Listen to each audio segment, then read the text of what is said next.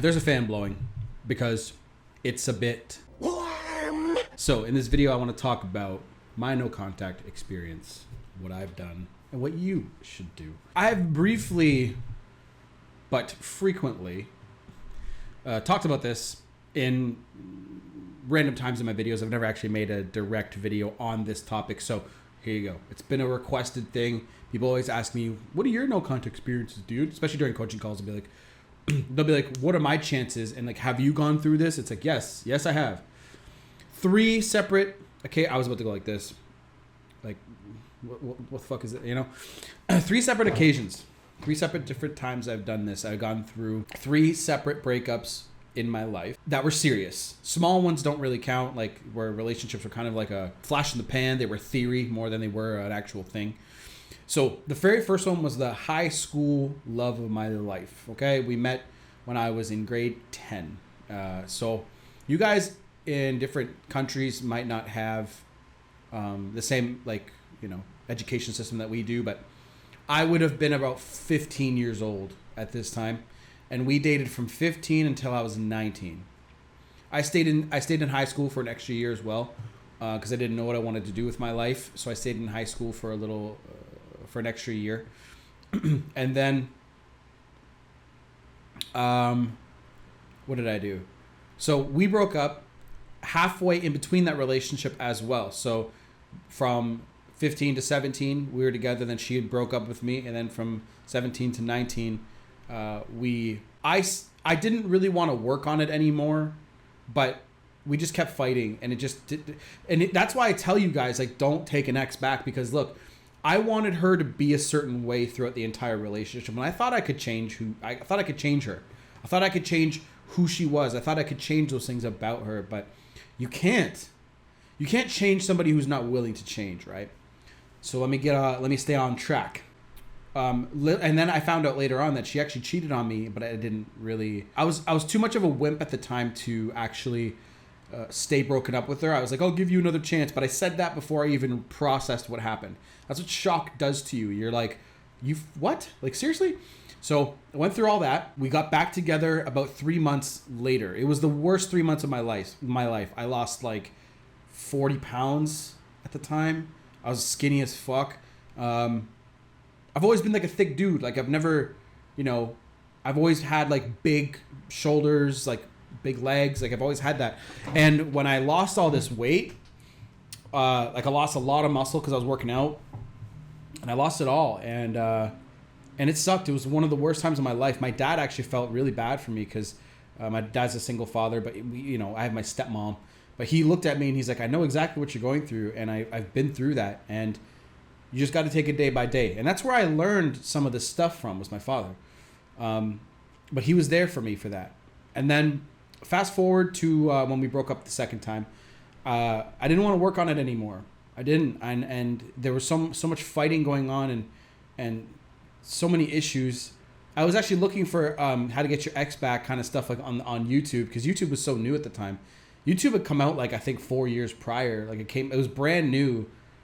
I think in 2005 or 2006, but I think it got purchased by Google maybe a year later, so 2007 or something like that. And then I was actually looking for stuff, and I found some stuff, but it was all behind paywalls. People never gave away shit for free like they do now. So then fast forward a little bit, I took some time off. I fucked every girl that I saw in every girl that I was at a party with, that I found attractive, and that I was spitting game like crazy. And this is the thing.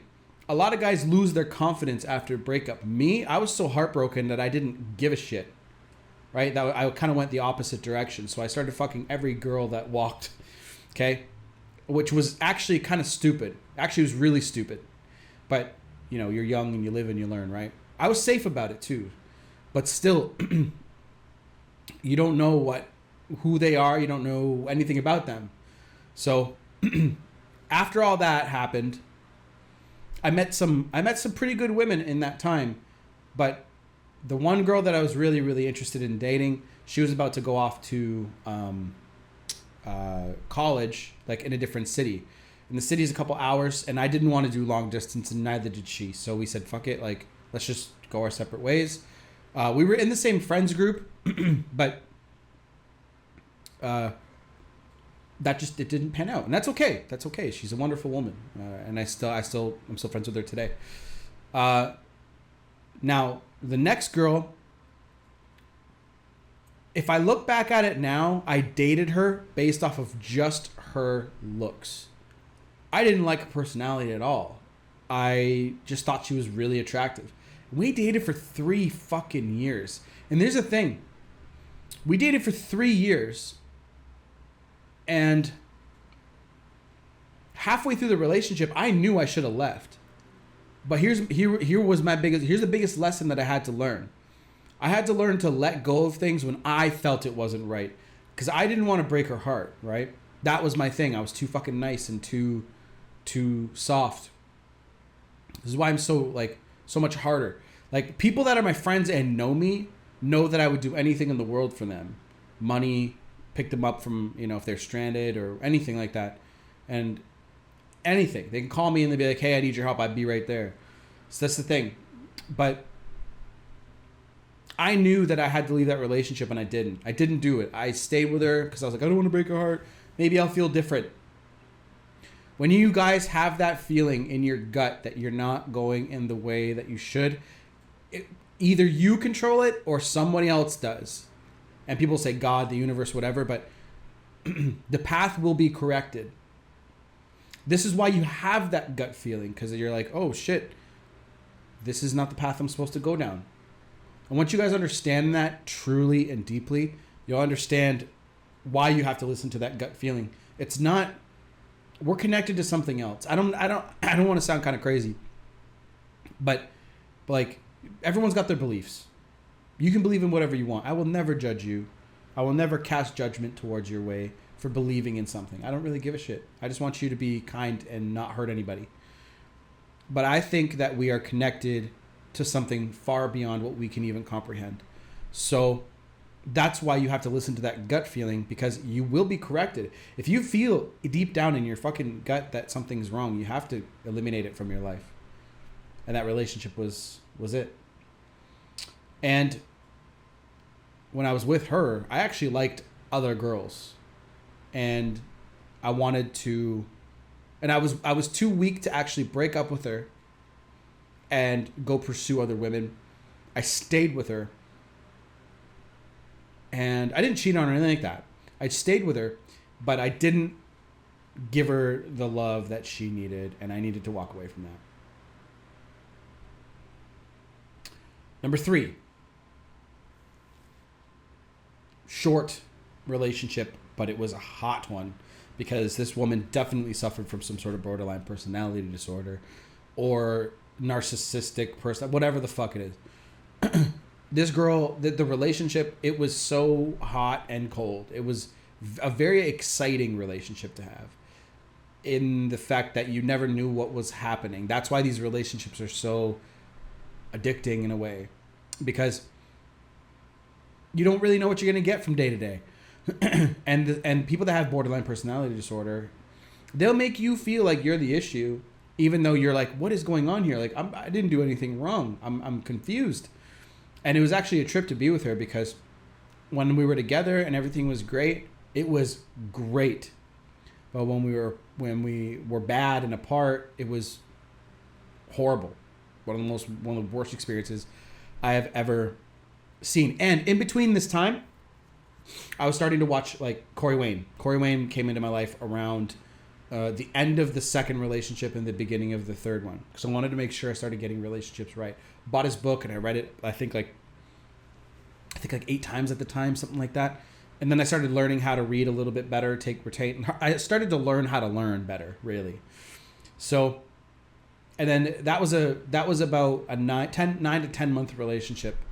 And then every single time that we broke up, they wanted to leave for sure. They said this at least. And I was like, okay, cool. And I walked away. I accepted it and started to move on. I did a little bit of begging and pleading in the first relationship, but not the second one and not the third one. So I went through that. And then the very first time, that girl only took, I think it was a 3-month period, because it was in the middle of summer. And she came over to my place and she knocked on the door and she's like, hey, like, how are you? I haven't seen you in so long, blah, blah, blah. And she's like, can we like actually talk and maybe blah, blah, blah. And we ended up going back to the point where she was like, I wanted to see if you wanted to, you know, like try this again. She literally said that to me. And it's because of the way that I acted at the end of the relationship. So I told her, without knowing this, because I don't think Corey Wayne was even out at the time. I told her, I said, like, I don't want to be your friend. I want to be your partner, and I want to try to work on things. And then we had like a couple of fights, and then I said, no, you know what? I don't want to work on things anymore.